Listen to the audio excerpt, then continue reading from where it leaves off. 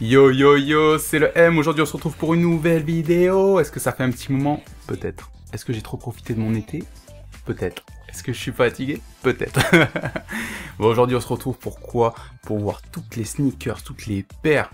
Il y aura des petites paires secrètes, attention, les plus chères de l'histoire. On va se ruiner, on va avoir des prix énormissimes, ça va être incroyable.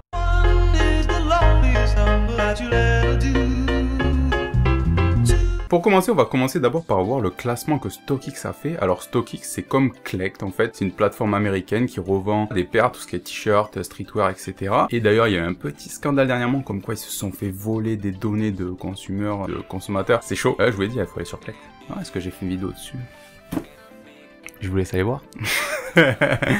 Et du coup, ils ont fait en fait un classement, un top 10, où on a les sneakers les plus chers qui sont vendus. Donc je suis allé vérifier sur l'application. En fait, ils ont juste pris la moyenne du prix en général des ventes. Voilà, tout simplement. À la fin, on ira voir des paires qui cotent beaucoup plus. Là, on parle de... Voilà, là, il y a beaucoup de zéros. Vous allez voir, il y a beaucoup trop de zéros. C'est insane, c'est incroyable. J'étais là. Allez, c'est parti. Bang. Et on commence tout de suite avec la Nike SB Low Dunk Pigeon. C'est une collaboration entre Nike et un artiste, donc Staple, qui a une marque à son effigie, donc ça s'appelle Staple, et le logo c'est un pigeon. Alors pourquoi un pigeon? Parce que pour lui en fait le pigeon ça représente New York, c'est-à-dire c'est des animaux qui sont pas faits pour vivre dans la ville, mais ils se sont adaptés avec succès et ils vivent pleinement. Et sauf que quand cette paire elle est sortie, il y avait que 150 exemplaires, donc c'est sorti au Reed Space, et dites-vous, il y avait tellement de monde qu'il y a eu des émeutes, c'est-à-dire que ceux qui avaient la chance de pouvoir acheter la paire, quand ils sortaient, ils étaient escortés par des flics, ouais, par des flics pour pas se faire tabasser par des gens qui voulaient la paire, parce qu'aujourd'hui elle cote entre 7000 et 8000 dollars. Ouais, 8000 euros, 7000, enfin voilà. Dans ces prix-là, donc c'est des trucs de ouf. Mais dites-vous, il y avait des émeutes quoi. Enfin, genre ils se tapaient les gens pour une paire. Pour vous dire à quel point c'était... c'est pour ça qu'aujourd'hui il y a beaucoup de raffles en fait. Hein. Honnêtement, ça évite ce genre de débordement. Après en numéro 9, on se retrouve avec la Air Jordan 3 Grateful, donc c'était celle de DJ Khaled qui est toute rouge avec le fameux Elephant Print qui est un peu sa signature. Cette paire en fait elle devait sortir, bah, elle est pas sortie. C'est-à-dire qu'en fait on pouvait la gagner seulement si on précommandait ou si on achetait l'album de DJ Khaled, donc Grateful, et on avait une chance sur des millions, voilà, des millions de l'avoir. Sur la paire, on peut voir qu'il y a marqué We the Best pour le label de DJ Khaled. DJ Khaled. Elle est toute rouge et pareil, elle cote entre 7 et 8000 euros. Des trucs de malade. Alors maintenant en numéro 8, on se retrouve avec la Nike Air Max, donc de retour vers le futur. Donc voilà, c'est la fameuse paire, j'ai l'impression que tu peux voler avec. À l'époque c'était vraiment futuriste de malade. Et en fait ils avaient fait, par rapport au film, une édition en 2011, il y avait 1500 exemplaires qui allaient être vendus seulement sur eBay. Et tout l'argent serait reversé à une fondation, donc la fondation Michael Fox il me semble. Et au début les prix c'était insane, c'était genre des 75 000 dollars, des trucs de ouf. Et aujourd'hui donc cette paire, la version 2011, elle cote environ 7000 euros. Mais vous allez voir qu'il y a d'autres versions et il y a une version en 2016 qui est sortie qu'on va retrouver plus tard. C'est un peu la référence. La référence. Maintenant pour la numéro 7, on se retrouve avec une collaboration entre Chanel, Adidas et Pharrell. Vous l'avez compris, hein, c'est la Adidas NMD Human Race de Chanel. Colette, qui est quoi? Colette, c'est un concept store, c'était le concept store parisien de folie. Je suis allé le visiter juste avant qu'il ferme, donc quand il y avait l'exposition avec Chanel, c'est incroyable, c'est vraiment trop bien. Je suis trop deg que ce soit fini, mais voilà, on fait pas du Colette sans Colette comme on dit. Et du coup, ils avaient fait donc 500 paires. Ouais, il y avait 500 paires qu'on pouvait gagner, bon, par tirage au sort ou par backdoor pour certaines personnes. Et du coup, elle cotait à 1000 euros à la vente. Et tout l'argent de cette paire était reversé aux associations de la fondation Chanel. Donc c'était pour marquer la fin du concept store Colette. Ça cote ultra cher entre 7000 et 8000 euros. C'est... Bon après voilà, c'est Chanel, Pharrell, Adidas, Colette, il y a une grosse histoire derrière, et donc ça fait extrêmement plaisir. En numéro 6, la Jordan 5 Retro Fab 5. Donc en gros c'est une Jordan qui a été designée par Tinker Hatfield pour l'université du Michigan, parce que soi-disant dans les années 90, c'est une équipe qui a marqué l'histoire avec un nouveau style de jeu. Donc voilà, dans le basket universitaire, c'était une grosse équipe et ils ont voulu leur rendre hommage en faisant une paire qui est jaune, où on peut voir qu'il y a un M qui est brodé, pour le Michigan, et après il y a quelques inscriptions liées à l'équipe, et pareil, elle cote dans les 8000 €. C'est une belle référence, Jordan, bon c'est le basket, mais bon, un bel hommage à une belle équipe de basket universitaire, et c'est bien de mettre en avant, je pense, les jeunes, parce que voilà, c'est eux qui font monter ensuite le sport. Après on passe au numéro 5, là c'est la Air Jordan 3, et il y a beaucoup d'Air Jordan en fait, ouais de ouf. Legend of Summer, donc rétro Legend of Summer, en fait c'est une paire, pareil toute rouge, qui peut ressembler à la Yeezy de Kanye West de l'époque. Elle devait être dévoilée par Justin Timberlake lors de sa tournée Legends of Summer avec Jay-Z. C'était une édition Friend and Family, c'est-à-dire que très limitée, qu'on donne qu'à ses amis ou qu'aux gens qu'on connaît, et elle n'a pas été commercialisée, mais elle cote voilà 8000 € parce qu'elle est très rare. C'est Justin quoi, il est connu, il est un peu connu, Jay-Z aussi. On passe où? On passe au numéro 4, avec la Air Jordan 4 de Eminem, en collaboration avec Carhartt. Cette paire, c'était pourquoi il y a eu que 10 exemplaires qui seraient vendus directement sur eBay, et pourquoi? C'était pour reverser l'argent à la fondation Marshall Mathers, qui permet d'aider les jeunes défavorisés dans l'état du Michigan, voilà, pour les aider, et c'est aussi le moyen de célébrer de célébrer les 15 ans de l'album Marshall Mathers LP, donc voilà, c'est inspiré de cette couleur, etc. Mais le but, c'est, tu vois, c'était d'aider des jeunes, et je trouve que c'est vachement cool parce que là on se rend compte que toutes ces paires qui sont très cotées ont souvent été faites pour aider des associations. Donc ouais, ça fait plaisir que les marques montrent qu'elles veulent aider les jeunes, apporter leur édifice et pas seulement faire des bénéfices, apporter quelque chose, apporter leur pierre à l'édifice, c'est peut-être mieux. Et ça cote 8000 €, 9000 €. Les prix c'est ça, hein. Pour l'instant on est là, mais après on va passer à un niveau mon pote. Alors après c'est pareil, on passe à la numéro 3, c'est la Nike SB Low Dunk Paris. Donc en fait tout à l'heure on a parlé de la Nike SB Low Dunk, donc New York, donc Pigeon. Il faut savoir qu'il y avait un pack où il y avait les 4 villes, donc c'est-à-dire Paris, Londres, Tokyo et New York. Celle de Paris qui a un revêtement très spécial, hein, c'est très original, il y a beaucoup de motifs, etc. Elle cote dans les 10 000 €, super rare. De toute façon toutes les paires du pack sont incroyables. Là ils avaient fait un taf de ouf, une capsule énorme pour voilà, les plus grandes villes, on va dire, de la mode et du streetwear.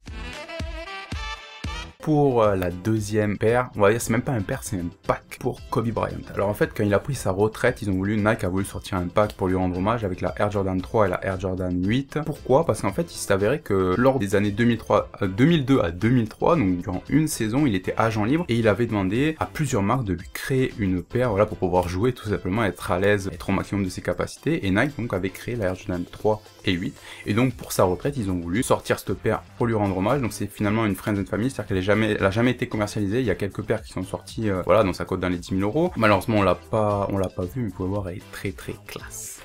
Elles sont très classe. Elles sont très classe. Ouais, on va parler français, c'est peut-être mieux. Hein. Donc voilà, qu'est-ce que je vous disais tout à l'heure, la paire de Retour vers le futur qui a été portée par Marty McFly. Donc là, voilà, c'est la version 2016, et la version 2016 cote sur StockX en vente en moyenne à 22 000 €. Ouais, 22 000 balles, ça commence à faire, mais on est encore loin de ce qui va arriver, tu vois. Pourquoi 22 000 €? Parce qu'il y a que 89 exemplaires, donc c'est ultra rare, et elle est sortie donc il n'y a pas très longtemps, c'est-à-dire qu'il y a des meilleurs matériaux, meilleure qualité. Et donc c'est comme ça qu'on finit notre top 10 grâce à StockX. Maintenant on va passer sur des tops un peu généraux, c'est-à-dire des paires que j'ai trouvées sur internet, et vous verrez que la dernière c'est même pas une paire, c'est plus que ça, c'est différent, mais je crois qu'il y a au moins, je crois que vous l'avez vu dans le titre peut-être, comme il y a de 0. C'est des trucs de malade. Allez, on passe direct à la suite. Transition, on peut faire la transition comme ça? Donc on commence avec une marque que vous connaissez tous et qui fait pas de la sneakers, c'est celle qui fait vos téléphones, c'est-à-dire Apple. Ouais, Apple, ils avaient fait une paire de baskets pour leurs employés, tout simplement. Ils avaient fait une dizaine de paires, et finalement, bon, ça a pas très bien marché, ils n'ont pas très bien continué. Et sauf qu'il y en a une qui a été mise en enchère il y a quelques temps, elle s'est retrouvée donc à 30 000 $. La paire d'Apple, donc ça ressemble un peu à une, je sais pas, vous voyez, une Reebok avec marqué Apple dessus. Ça n'a pas fait sensation, mais comme Apple aujourd'hui est devenu la marque de notre génération, on peut dire que, en vrai, pour une collection, ça peut être pas mal, Je le porterai pas, peut-être pas, mais ça peut être stylé. Donc tout à l'heure, on a parlé de quoi? De la Nike Air Mag de 2011, de 2016, et maintenant on va parler de la vraie, celle de Retour vers le futur, l'unique. Il s'avérait qu'en fait, quand ils ont fait le film, bon, voilà, ils portaient une certaine paire. 30 ans plus tard, ils ont mis en vente la paire gauche. Ouais, il y a qu'un côté de la paire, le mec il a que la moitié, tu vois. Elle est abîmée de ouf et tout, mais elle est partie pour environ 90 000 $. Putain, c'est la vraie, tu vois.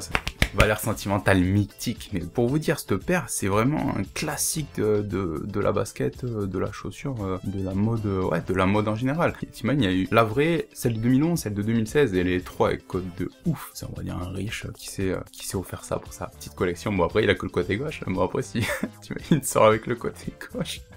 Côté droit en chaussettes. Ah, mais on a du flow. À moitié, mais on a du flow. On est là. Bon, là, on va passer à la paire qui m'a donné l'idée de faire cette vidéo. Donc, je vous dis, il y a beaucoup de références. Vous devez sûrement regarder mes notes parce que j'ai pas tout retenu. Donc, en fait, il y a un pote, un jour, il m'envoie, peut-être une édite vidéo. Ah, j'ai des bons potes. Et il m'envoie donc une paire de crampons pour l'athlétisme. Voilà, une paire Nike. On appelle ça la Moon Shoes. Donc, en gros, c'est la Waffle Moon Shoes. Bon, il y a d'autres noms. Je crois que c'est Waffle Flat Racing Moon Shoes Nike. Mais voilà. Ça fait beaucoup trop long. Et du coup, c'est une paire qui a été créée par Bill Bowerman en 1972, qui était un entraîneur et cofondateur de Nike. Et ils ont créé cette paire, c'était la première fois qu'ils créaient cette paire, donc pour des équipes qui sont concurrentes à l'équipe américaine. Donc c'était pas pour des Américains, c'était pour les Jeux Olympiques. Et c'est la première paire de crampons de Nike. Elle a été cousue à la main, il y en a que 12 dans le monde, et celle-ci n'a jamais été portée. Ok, elle a jamais été portée, donc elle s'est vendue aux enchères à 400 000. 400 000, ouais, 400 000 $, environ 400 000 euros dans ces eaux-là, truc de malade. Et soi-disant, donc pourquoi on dit Nike Waffle Moon Shoes? Parce à ce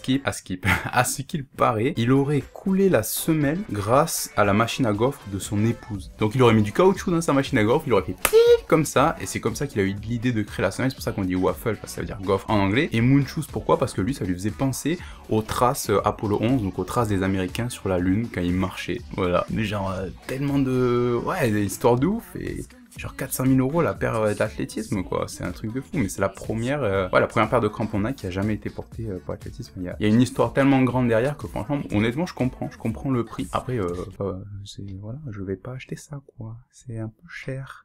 Donc là, on va parler de qui? Du fameux Jordan. Voilà, une paire de Jordan qui avait été portée par Michael lors des Jeux Olympiques de 1984 à Los Angeles. Voilà, parce qu'il faut savoir qu'avant il portait des Converse avant de porter des Nike. Du coup, il gagne la finale contre l'Espagne, il me semble. Et à la fin, il décide de quoi? De donner sa paire à un receveur de balle de 11 ans. 33, je crois que c'est 33 ou une trentaine d'années plus tard, le receveur il s'est dit voilà, j'ai besoin d'argent, même si c'est une paire énorme, mythique, etc. Il l'a revendue pour environ 190 000 $, la fameuse paire de Jordan, incroyable, hein, de Michael, lors des JO. Et après il y avait aussi une autre paire qui a été vendue pareil dans les 100 000 $ environ, c'était la fameuse Flou, comme on l'appelle, donc Grip. Donc c'est une Air Jordan que Michael avait portée lors d'un match alors qu'il était malade, genre il en pouvait plus, et au final il gagne le match en faisant une bête de match, une bête de score. Il avait pris de la valeur grâce à cette anecdote de ouais, mais je vous dis, Jordan il est partout, il est trop fort, c'est la légende, quoi, la légende. Ça y est, on arrive au paire où ça cote avec 6 putains de zéros. Là on va parler de la Fire Monkey qui s'est vendue à 4 millions de $. Pourquoi? Parce qu'il y a du diamant, du saphir et de l'or 18 carats sur la paire. Autant te dire que je vais pas en boîte avec cette paire, mon pote. Oh là là là là, mais 4 putains de millions, gros. Et en plus elles sont moches. Moi je les trouve trop laides. Genre on dirait des Jordan un peu, je sais plus c'est quoi, Jordan 3, 4, un peu explosé en fait, un peu éclaté au sol, quoi. Mais 4 millions, voilà, ça c'est vraiment les trucs bling bling à la mort, mec. 4 putains de millions, what the fuck. Bon voilà, vous l'avez vu dans le titre, on termine par quoi? Par la fameuse paire à 17 millions d'euros. 17 millions d'euros, ouais. On parle de Dubaï, on parle des Émirats Arabes, on parle de ce genre de délire. Des gros buildings, des grosses piscines, des meufs partout, des caisses de malades, des riches, des princes, tout ce que tu veux. En gros, ils ont fait une paire à talons avec 236 diamants. Ouais, 236 diamants, il y a de la soie, il y a de l'or, il y a de la pierre précieuse, il y a tout ce que tu veux, gros. 17 putains de millions. Mais comment tu portes ça, gros? Mais t'es pas bien, tu la portes pas, c'est pas possible, c'est impossible que tu portes ça, genre tu marches en mode excusez-moi, est-ce que je peux passer? Non mais mec, c'est un truc de ouf, 17 millions. Voilà, après la paire en soi, ça reste, je suis pas une meuf donc je vais pas porter ça, tu vois, mais c'est stylé quand même, ça reste stylé de ouf. Puis c'est marrant que voilà, des gens mettent autant de choses précieuses sur leurs chaussures, mais putain, ouais, Dubaï et tout, c'est vraiment mon appart. Bon, on y va quand là? C'est qui me paye mon billet là? Oh, je vous attends les gars, la YouTube Money là, abonnez-vous. Abonnez-vous. Oh, c'est pas avec... Merci pour les 140 abonnés presque. Hein. Merci. Ça fait plaisir. Mais c'est pas avec 140 qu'on va aller loin. Allez, on continue. On monte. C'est parti. Et puis bientôt, je vais vous bombarder parce que ça arrive. Bientôt la fin des vacances d'été, donc on va s'y mettre à fond. Et puis j'espère que vous, ça se passe bien, que vous profitez à fond. Buvez pas trop. Attention, je vous vois. Mais un pouce bleu.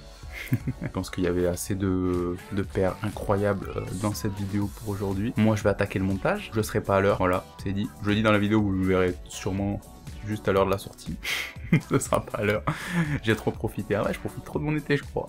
Ah, il faut, ça fait du bien. Puis moi je vous dis à la prochaine, on se capte et puis banks. Yeah.